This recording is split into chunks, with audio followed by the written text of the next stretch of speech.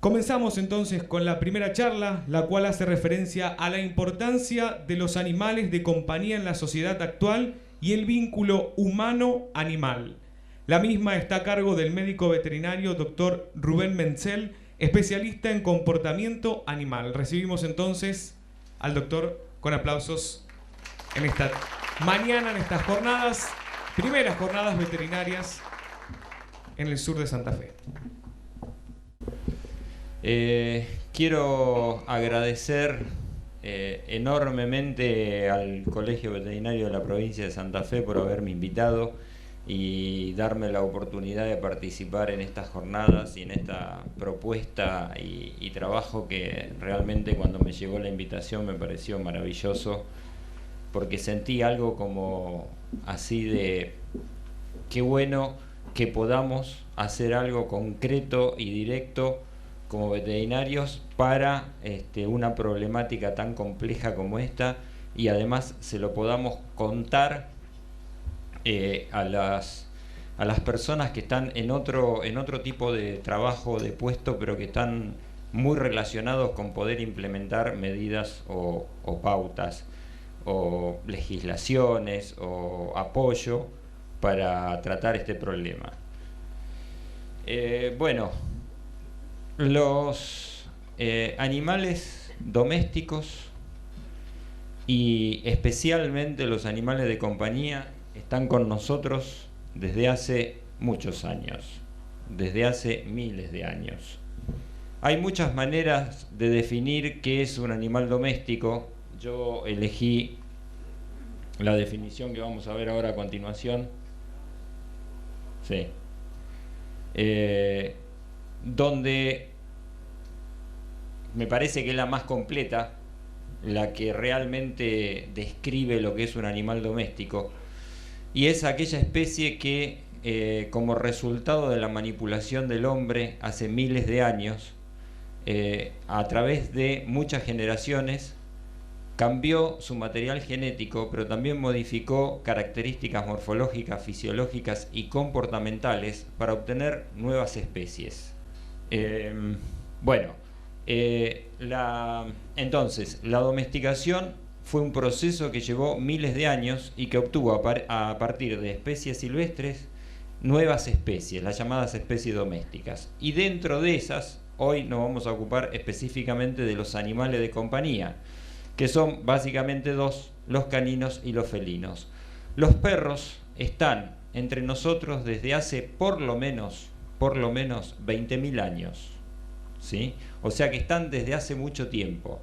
Siguen estando y van a seguir estando en el futuro, porque pase lo que pase, y aún frente a las diferentes posturas a la tenencia de animales de compañía y frente a los distintos momentos históricos y a los distintos tipos de sociedades o de ciudades, van a seguir estando presentes con nosotros. Por lo tanto, su presencia y su problemática, tanto sus beneficios como sus problemas, es algo que está entre nosotros desde hace mucho tiempo y va a seguir estando, y nos tenemos que ocupar y nos tenemos que hacer cargo. Los gatos, que no se confundan, como alguna vez escuché por ahí a alguien decir que no es una especie doméstica, sí es una especie doméstica porque encaja perfectamente en esta definición y están entre nosotros desde hace por lo menos 8.000 años. Si bien hay datos de antropólogos y de estudios de campo que podrían aventurar mucha más antigüedad, pero mínimamente esto no hay duda. Por lo tanto, forman parte de nuestra convivencia desde hace mucho tiempo.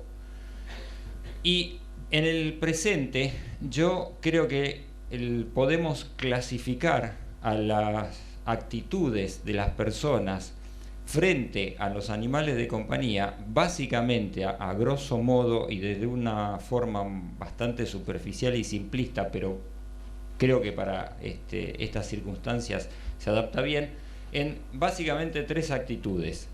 Aquellos que quieren tener animales de compañía van a tener siempre animales de compañía y dedican mucho tiempo a los animales de compañía. Ellos mismos dicen que los quieren y hasta dicen que los aman.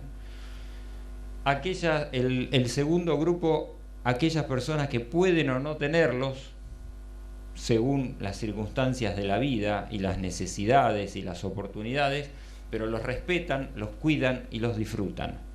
Y un tercer grupo que en general mucho no se habla, y yo no voy a hacer la excepción, tampoco voy a hablar mucho porque por ahí correspondería a otro tipo de áreas del conocimiento ocuparse de este grupo de personas, que son aquellos que no quieren su presencia, ¿sí? Que bien dicen ellos, o les temen o los odian.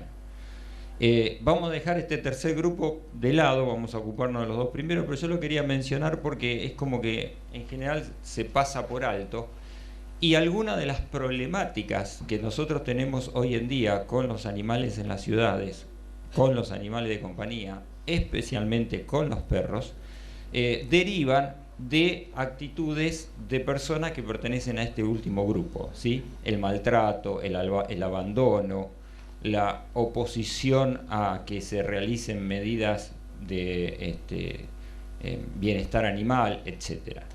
Pero lo que tenemos que tener en cuenta, o lo que más nos importa, y lo que existe desde hace miles de años, y como dije antes, va a seguir existiendo, es las personas que pertenecen a los otros dos grupos, las que están relacionadas de una forma u otra con los animales de compañía. Y estos animales de compañía, perros y gatos, han cumplido y siguen cumpliendo hoy en día un montón de funciones. Por ejemplo, son animales de trabajo de todo tipo, desde asistencia, el lazarillo que guía a un ciego, de rescate de personas, de encontrar explosivos, de guardia o de seguridad en las brigadas especializadas, de transporte, como los perros de trineo, o los de controladores de plaga, como es el caso de los gatos en muchas situaciones. Otro fin de los animales es deportivo. Esto también existe. No vamos a entrar en debatir si está bien, si está mal, cómo se debe hacer. Sencillamente lo vamos a mencionar, lo vamos a tener en cuenta. Es otra de las funciones, animales de deporte. Pero no solo de deporte de carrera, sino también hay deporte de agilidad, como el agility, o deporte de entrenamiento o de ataque, o competencias deportivas. Y también existen, lamentablemente, las peleas de perros. Otro grupo u otra función que han cumplido y cumplen los animales, y la vienen cumpliendo todas estas desde hace miles de años. Ornato, ¿sí? También hay animales que son tenidos nada más que de adorno, o porque dan estatus, o para exhibirlos, ¿sí? Competencias de belleza, o sencillamente en la farándula. Y entonces su principal función es esa. Después tenemos la más importante de todas, la principal función que cumplen, es decir, la inmensa mayoría de perros y gatos cumplen este rol, son animales de compañía.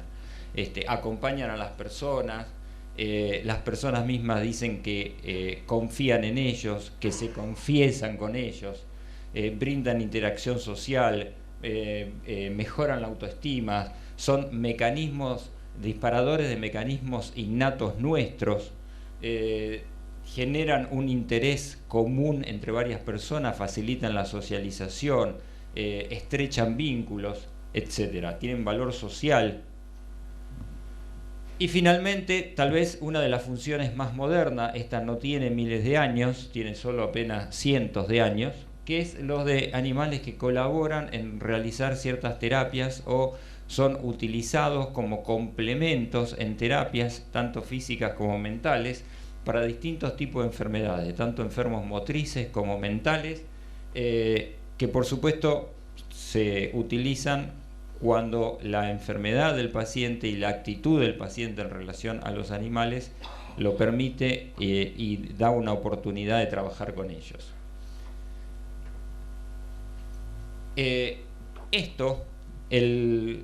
La función de compañía y la situación de la tenencia de gran cantidad de animales en las ciudades, cada vez es más común que haya animales de compañía, y cada vez es más común que estén viviendo cada vez más dentro de nuestra familia o dentro de nuestra vida. Tiene que ver con un mecanismo que sustenta esa relación, que sustenta ese vínculo, que es el apego. Y el apego, como lo define una colega, la doctora Victoria Boyd, de Estados Unidos, es un estado emocional, sentimental o de comportamiento que un individuo emplea para mantener a otro cerca. ¿Sí? Esto es una definición descriptiva de lo que es el apego. Y el apego está presente en todas las especies animales, mamíferos, digamos, como un mecanismo biológico, es decir, todas las especies sociales y hasta aquellas que tal vez en su origen o en sus ancestros no lo eran, como el caso de los gatos, de los felinos silvestres. La especie que se originó a través de la domesticación sí lo es una especie social y también tiene un mecanismo de apego, mecanismo que hace que necesiten interactuar y vincularse y establecer una relación con otros individuos. Hay frases bien típicas que nosotros escuchamos todos los días en el consultorio que definen o describen lo que las personas sienten por sus animales. Lo amo, lo quiero más que a nadie, lo quiero como un hijo, es parte de mi familia, nadie puede tenerlo mejor que yo, pero ¿a quién se lo voy a dar? ¿Quién lo va a tratar tan bien? ¿Sí? Todas estas frases describen los sentimientos y la relación que tienen con sus animales. Factores importantes. ¿Por qué sucede esto? ¿Por qué se ha establecido este vínculo humano-animal a lo largo de la historia o de parte de la historia de la humanidad? Bueno, probablemente haya mecanismos de este tipo involucrados. Los animales son como chicos toda la vida. Los de pequeño tamaño se pueden alzar, se pueden tener aupa, como los niños. De hecho, hay razas braquicéfalas que tienen una cara que es mucho más similar a la cara de un niño. Eso motivan sentimientos y motivan esta conducta de apego. Dependen del propietario, es decir, dependen de nosotros para los cuidados, para la alimentación, para la sanidad. Entonces despiertan estos instintos paternal o maternal. Nos reciben todos los días con alegría, nunca reclaman nada ni se quejan de nada, aunque no siempre están así. A veces se quejan y no los escuchamos o no los vemos o no queremos verlos. La gente duerme con ellos, les festeja el cumpleaños, les saca fotos, están dentro de las fotos familiares, se los llevan de vacaciones, los visten. Esto a veces tiene consecuencias negativas para el animal, pero en general están hechos con buenas intenciones y es responsabilidad de nosotros trabajar en ese sentido, es decir, educar para que por un exceso de cuidado no estemos cometiendo errores. Los dibujan, los pintan, le compran juguetes.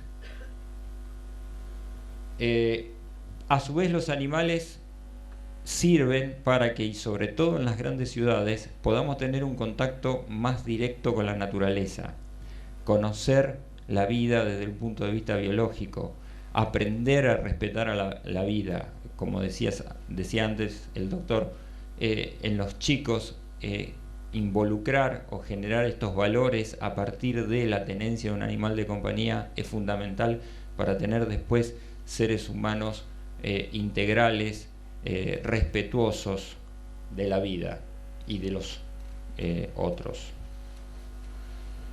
Bueno, el problema es que, como les decía antes, a consecuencia de que cada vez hay más animales, cada vez hay más gente en ciudades cada vez más grandes, cada vez con más animales, cada vez en viviendas más pequeñas y cada vez estamos más juntos y más metidos unos dentro de otros. Entonces, por supuesto que esto empieza a tener o genera o agrava algunas problemáticas que surgen como resultado de esta convivencia, porque tenemos que tener en cuenta que estamos hablando de la convivencia de especies distintas, por lo menos 3, ¿sí?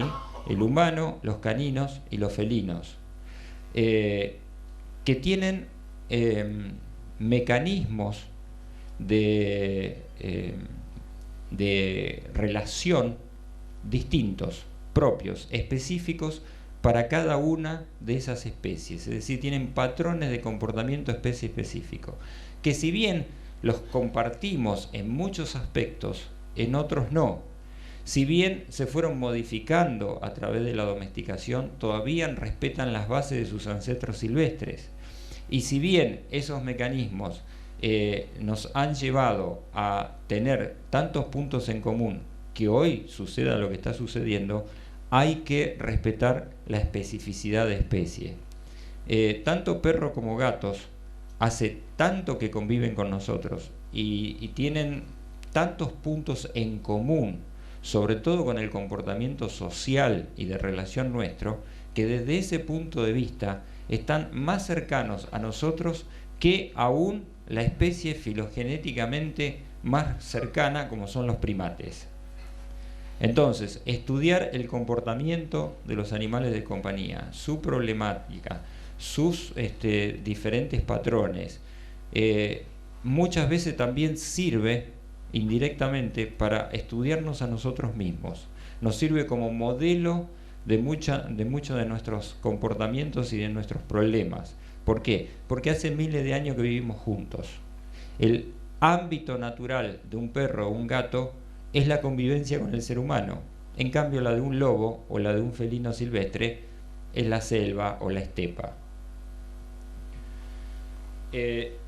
Esta situación llevó lamentablemente a algunos aspectos negativos, como es la sobrepoblación de perros y gatos, que es uno de los problemas que nos acusan hoy en día, que están, por supuesto, supeditada o relacionada con todas las problemáticas de la dinámica de las ciudades y toda su problemática socioeconómico-cultural. Entonces, si bien esto tiene mucho tiempo y tiene muchos beneficios, también hay algunas consecuencias que tenemos que tomar en cuenta para corregirlas. Tenemos bien en claro y tenemos mucho conocimiento a partir de distintas disciplinas científicas de cómo funcionan los animales y para qué sirve la relación con ellos. Hoy en día no hay duda, es decir, a alguien le puede gustar o no tener un animal de compañía, le puede gustar o no un perro o un gato, pero lo que no puede hacer es negar los beneficios que aportan cuando las cosas están bien hechas. Y por ejemplo, el doctor Katcher, un médico psiquiatra de Estados Unidos, evaluó y registró científicamente los beneficios fisiológicos y los beneficios psicológicos y sociales de la tenencia de animales. Ahí ustedes tienen las distintas variables o parámetros que utilizó para medir esto, como la presión arterial, la frecuencia cardíaca, la relajación, la distracción, la ejercitación de las personas. Es decir, está comprobado que una persona que tiene un perro hace más ejercicio que aquella que no lo tiene, en promedios, por supuesto. Los beneficios psicológicos y sociales, genera más conducta social, motiva la relación entre las personas, hace que las personas vuelvan a tener sentido en la vida cuando ya están en una etapa en la que tal vez se quedaron solos o creen que ya no tienen ninguna función, entonces ahora tienen la obligación de cuidar a alguien. Produce un intercambio afectivo, son estímulos sensoriales complejos, ¿sí? Mejora la cohesión familiar. Es decir, no hay duda de los beneficios que hay. A ver, recapitulando, no hay duda de que hace mucho tiempo que están con nosotros. No hay duda de los beneficios que aportan. No hay duda de que van a seguir estando con nosotros. Entonces, nos tenemos que ocupar de ellos. Y no lo digo solo como individuo o solo como una profesión directamente relacionada con la nuestra, sino lo digo como miembro de una comunidad y miembro de una sociedad. ¿Sí? Esto ya está instaurado. Los animales forman parte de nuestra sociedad. Ya no tiene sentido discutir eso. Lo que hay que hacer es discutir cómo se tienen que hacer las cosas para que esa relación sea siempre la mejor posible y no haya alguna de las consecuencias negativas que pueda haber, que lamentablemente puede haber y que las hay. y que se van a mencionar y se han mencionado ya muchas de ellas y que tiene que ver con las situaciones en las que esto no funciona como veníamos viendo. Por ejemplo, la transmisión de zoonosis es una problemática que es real, que está presente, que puede dañar este vínculo humano-animal, que puede interferir en el beneficio que nos aportan los animales, pero que tenemos conocimiento, enorme cantidad de conocimiento para prevenirla, para detectarla y en la mayoría de los casos para curarla. Es decir, la excusa de que un animal puede transmitir una enfermedad ya no es válida, porque se puede evitar. Pero existe. Y el otro tema, tal vez el más novedoso, es el del comportamiento de los animales de compañía, ¿sí? Como les decía antes, tienen sus propios patrones de comportamiento, que tienen muchos aspectos en común nuestro, pero que también tienen muchos aspectos que han heredado de sus ancestros y que tenemos que considerarlos, tenemos que respetarlos y tenemos que tener en cuenta. Y que hoy en día existen también gran cantidad de conocimiento científico sobre el tema que lo tenemos que utilizar a nuestro favor. Esto no es cuestión de ridiculizar la situación, ¿sí?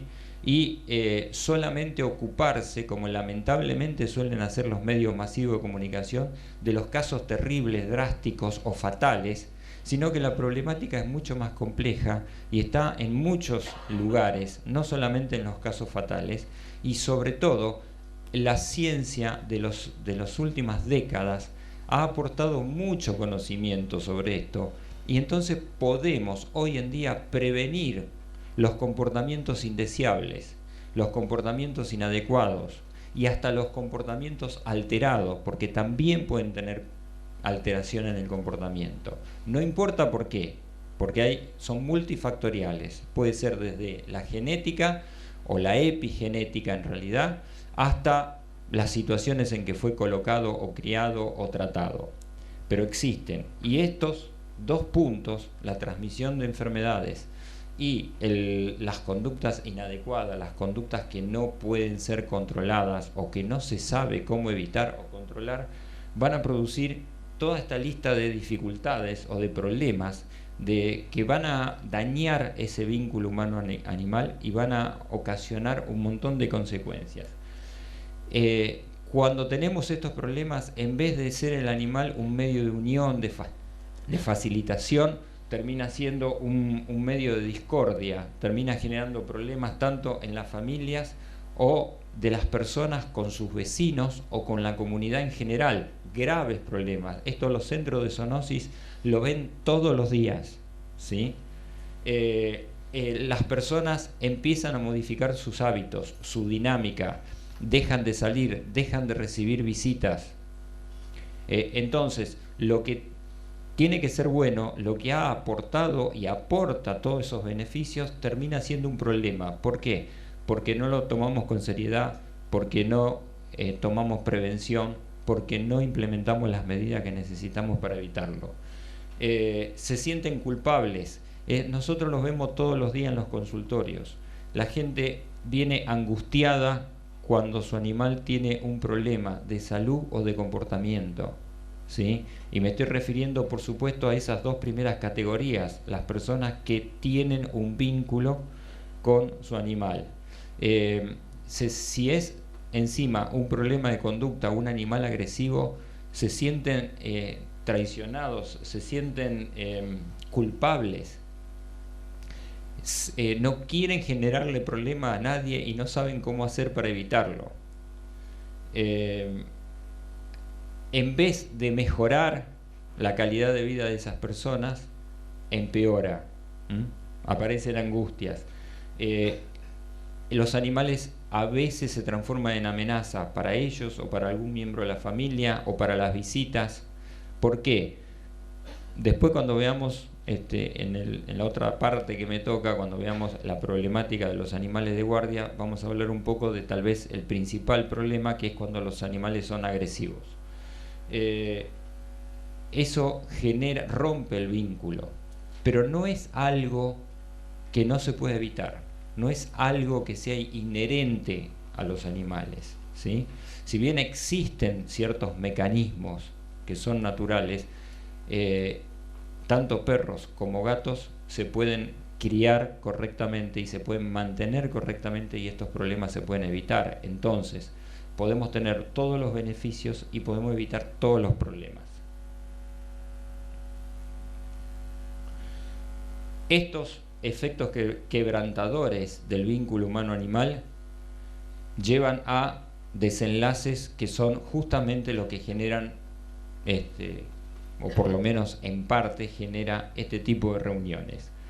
Se los quieren regalar a otras personas, lo quieren regalar. ¿A quién se lo van a regalar? ¿Al enemigo? ¿Sí? Si tiene un problema, lo abandonan. Y entonces ahí aparecen los animales vagabundos, callejeros, el abandono de animales. En los países que tienen estadísticas generales o nacionales en este tema, como Estados Unidos y algunos países de Europa, pero principalmente Estados Unidos, la principal causa de pedido de eutanasia de animales de compañía son los problemas de comportamiento. No son las enfermedades terminales, no son las enfermedades zoonóticas, no son los traumas invalidantes, o sea, no son los animales paralíticos porque lo atropelló un auto. Son los animales que tienen un comportamiento inadecuado. Y eso se puede evitar. Los dejan es un animal agresivo, muerde, entonces lo dejan en el centro de zoonosis y no lo van a buscar más. Y en el centro de zoonosis, en las protectoras, en los refugios, los animales se acumulan y aumentan y aumentan y aumentan, y no hay recursos ni humanos ni materiales que alcancen nunca para poder enfrentar la cantidad de animales abandonados. Esos animales abandonados entran en un sistema de recuperación, de rehabilitación, y se busca volver a darlos en adopción. Bueno, es muy complicado volver o reubicar a esos animales, ¿sí? Y finalmente aparece la eutanasia, que tampoco nos vamos a ocupar de ese tema, por lo menos yo no me voy a ocupar en mi parte, porque también es sumamente complejo. Sencillamente lo voy a mencionar con el dato que di antes. Es el principal motivo de eutanasia son este tipo de problemas. En cuanto a los refugios, podemos tener refugios como estos, ¿sí? Como este, que está maravilloso, pero lamentablemente también podemos tener otros como este, ¿sí? La verdad es que la que mayor cantidad hay son los de abajo y no los de arriba. Pero esto es porque esto es una situación problemática, compleja, pero también es porque no utilizamos al máximo toda la información que tenemos y todos los conocimientos que van surgiendo diariamente en las distintas áreas del conocimiento, porque tenemos muchísima información para poder trabajar en la prevención o en la rehabilitación de este tipo de problemas. Y insisto, teniendo en cuenta que esto es una situación real, que existe y que va a seguir existiendo. Es decir, los problemas son mucho menores a los beneficios, y esto viene desde hace miles de años. Por lo tanto, es una realidad de la que hay que ocuparse, y sobre todo hay con qué ocuparse. Bueno, siempre cuando toco un tema de este tipo pongo este cuadro, porque este cuadro es del siglo XV, o sea, no existía la fotografía, se llama La Familia, ¿sí? Pero llamativamente, dentro de este cuadro, que es de una familia, hay un perro, tal vez no tan llamativamente, esperablemente, hay un perro